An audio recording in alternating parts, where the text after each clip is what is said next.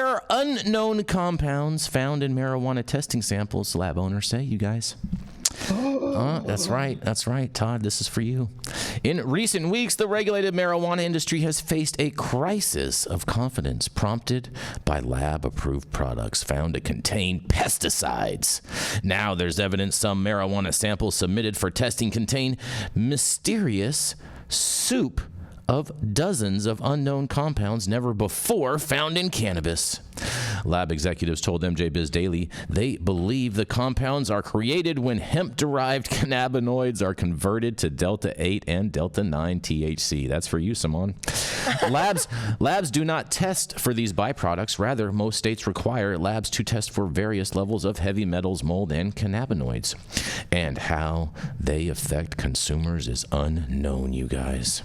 Creating Delta-8 THC, cannabis contains trace amounts of Delta-8 THC, and most D8 products are manufactured by converting non-intoxicating CBD, potentially leaving behind questionable byproducts, according to scientists in the marijuana space. In a quote, "These are chemical side reactions," said Susan Audino, a chemist, chemotarian, independent consultant to chemical and biological laboratories, and MJ Biz Daily contributor. In a quote, she says, "You can't make one thing without something else being formed as well." That's like saying for every action there's a reaction, but okay. Josh Swidler, co-founder and CEO of San Diego-based Infinite Chemical Analysis Labs, said that he has screened many Delta-8 products created through chemical process. In a quote says, "You'll see 60 unknown compounds in there," he said. "Some of them get identified, but all of them are never found." That is telling you that you're now adding other compounds to what we never found in cannabis, and now people are smoking it. It's a very common thing going around the country. And you ask about fraudulent practices. Well, the flagrant disregard for discovering more about these mystery compounds stems in part from fraudulent practices around THC potency testing, according to Bob Miller, CEO and Chief Scientific Officer at ACT Laboratories, which operates in Florida, Illinois, Michigan, New York, Ohio, and Pennsylvania. In a quote, "Potency testing brings up the opportunity for some bad players, both on the laboratory testing side as well as on the grower-processor side, to make deals," Miller said. In an additional quote, "You give me higher potencies, I give you more money for my test, and I can sell it for more. It's a win-win for everybody except the consumer. But yet there's still these unidentified components. On top of the soup side," Miller said, Michigan-based ACT Laboratories is seeing more Delta-8 THC entering the supply chain, and it's where the real issue really exists. In a quote, what they do is they say they've got hemp that they bring and sell across state lines, he said. But really, it's a combination of Delta-8 and Delta-9 THC. When they start to do that conversion from CBD to Delta-8 and Delta-9, it's very sloppy, he says. You get a mix of many different components, and for all of those components, many are not yet being identified. The chemistry is not clean, he says. You get this batch, and it is going to be completely different from the next batch. And, oh, by the way, some of the compounds that are being formed, we don't even know what they are because they're not requiring that today to be tested. Clients don't want to know, and when a lab tester gets these reactionary soups, Miller said, some of the compounds are more psychoactive than Delta-9. In an additional quote, What we do is any peak that we see of applicable levels, we are going to inform the client of what we see, he said. It depends on the client whether they want to understand what it is. Some clients are very interested, and some clients say, I'm paying you to test for these specific state-mandated cannabinoids, and that's really where we want you to focus on your work. And typically these unknown peaks come in things like distillates and edible products, and that's where we start to see something interesting things, you guys. That's right, because even cannabis that has been cleared by regulators can be problematic. Product contamination could come from the device being used to consume the cannabis oil. In a quote, the U.S. state regulators say, hey, everybody, you need to test all of that oil before it goes into the vape pen, Audino said. However, she added, regulatory bodies don't pay much attention to the chemical reactions. In a quote, most vape cartridges need to heat up at a specific temperature, Audino said. And depending on where those cartridges are made, they may or may not be heavily laden with heavy metals. And if they are, those heavy metals leach off underneath. So now you've got a clean oil coming through and being tainted by a chemical process, a physical, physiochemical process from just heating the element. In a quote, that causes a bunch of other reactions and people have gotten lung diseases. And this puts labs in the middle because it's the customers of the labs, the product manufacturers, who drive what tests they do or don't want, Audino said. If regulators are not demanding it or not requiring certain tests, product manufacturers are probably not asking for them. Then the laboratory is the unsuspected person or entity in the middle with the moral and ethical conundrum, she said. Most state regulators are not scientists, Audino added, and most of them are lawyers, and most state regulators were forced into creating these regulations based on legislation, she said. Legislation doesn't care about science. They just say, do this and make this happen. But is this all come from the Farm Bill origins? That's right. It's a great question, you guys. The Miller of ACT Laboratories said the 2018 Farm Bill, which legalized industrial hemp and unilaterally the intoxicating hemp industry, has contributed to the soup dilemma. At the federal level, there's definitely a movement literally right now to change the regs, he said, in an additional quote, the quicker they can do that, it will then stabilize the potential input into the supply chain of readily unknown chemistry and take that one complexity off the table. In an additional quote, that brings us back to how do we control and better understand how cannabis really operates and what are the compounds? And there's basically saying that a lab reset is needed because most labs in the cannabis industry are moving away from the science, Swidler said. In a quote, this might be a bad thing for the labs because they become more cookie cutter. Do exactly what I'm told. Don't look at anything else. Keep my eyes looking down and give them the numbers they want. Make sure they don't have pesticides, he said. Honestly, the lab industry has 100% failed the cannabis industry for safety, Swindler said, and the lab industry needs to be reset, he says. States needed to do it, and they need to figure out a mandate to do this, he said. What you're doing is trying to keep pace with an industry that's trying to use creative ways to make things cheaper, or just scam the system, or don't really care about public safety.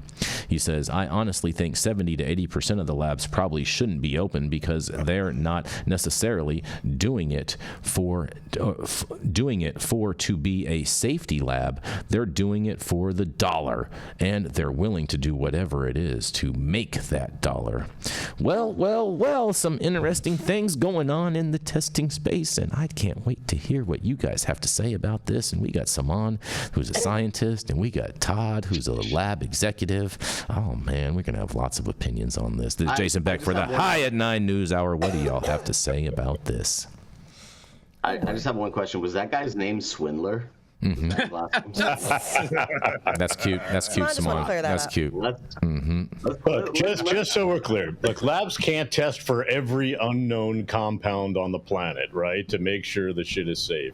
Mm-hmm. Right? It's hard enough testing for the myriad of tests that are mandated by the state. Mm-hmm. There are over 60 pesticides tested for in California, 60 in Arizona, only 23 in Nevada. Mm-hmm. Why are they different? It should be all the same everywhere. And like I said, it's just not cost effective for you as the business owner to test every plant, which is really what should be tested.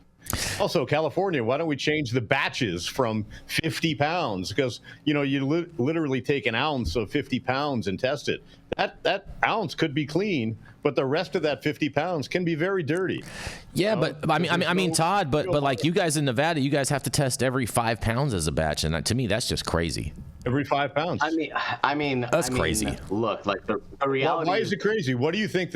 We take even 12 grams of that 5 pounds. But actually, Todd, I would argue that like taking from a larger like sample size is better. Like in terms of even like not a chance. No, absolutely. Not from a safety standpoint. Coming from the guy who gets paid by the labs. Let me tell you why. Because like if you test, let's say a gram, let's say for instance a gram of cocaine has fentanyl in it or not. Oh boy. You're not going to be able to use that fentanyl test strip to test that gram of cocaine for fentanyl. It's not going to bring up a positive hit. You got to take it off of the bigger sample size to get a positive reading on something like a colorimeter or like some kind of we're not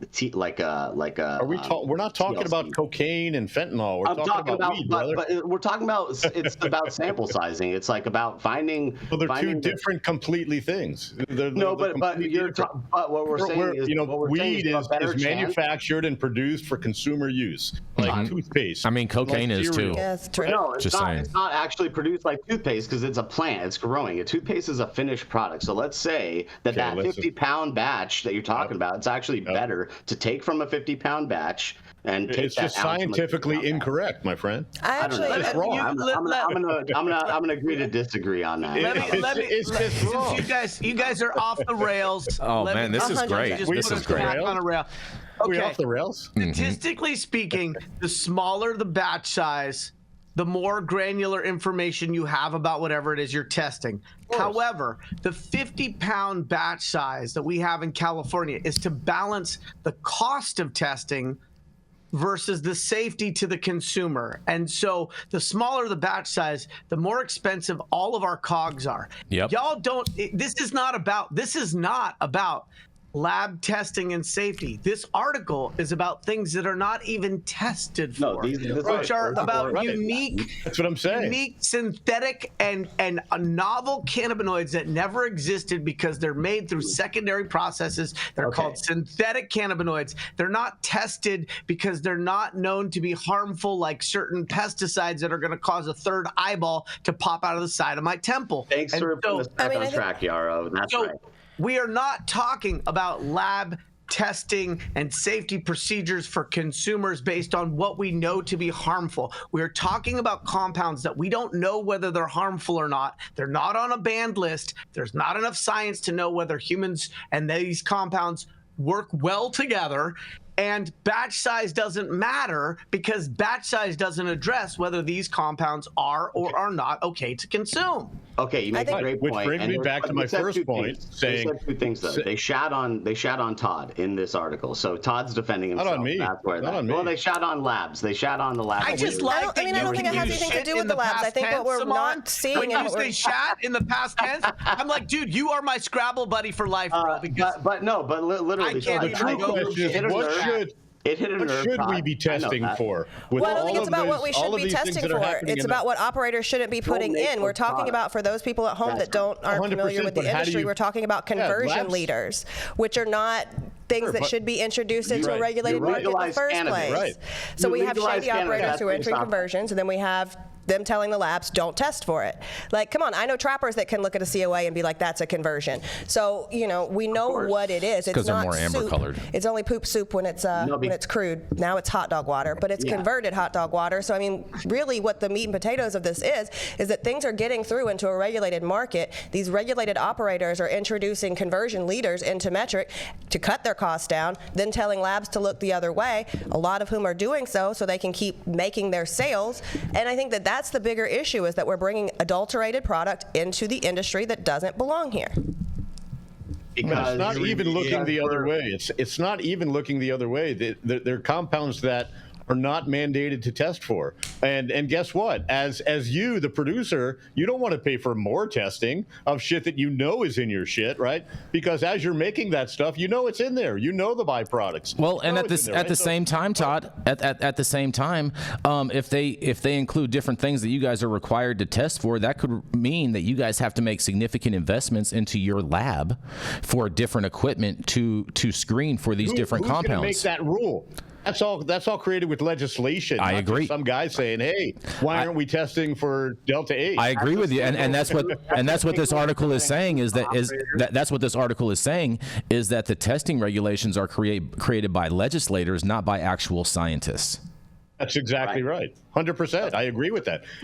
We had a big hand in helping create them here in Nevada, and it was, they started with a list of 86 pesticides. Mm-hmm. And, they had herbicides in there, which nobody uses in cannabis.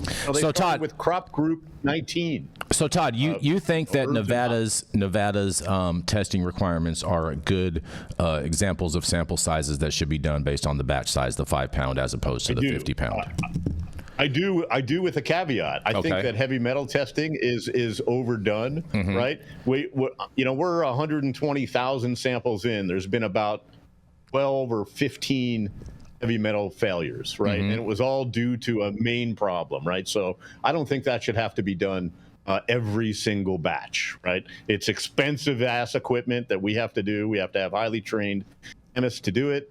And it doesn't really solve any problem, right? Pesticide testing should be there. I believe in microbiology testing.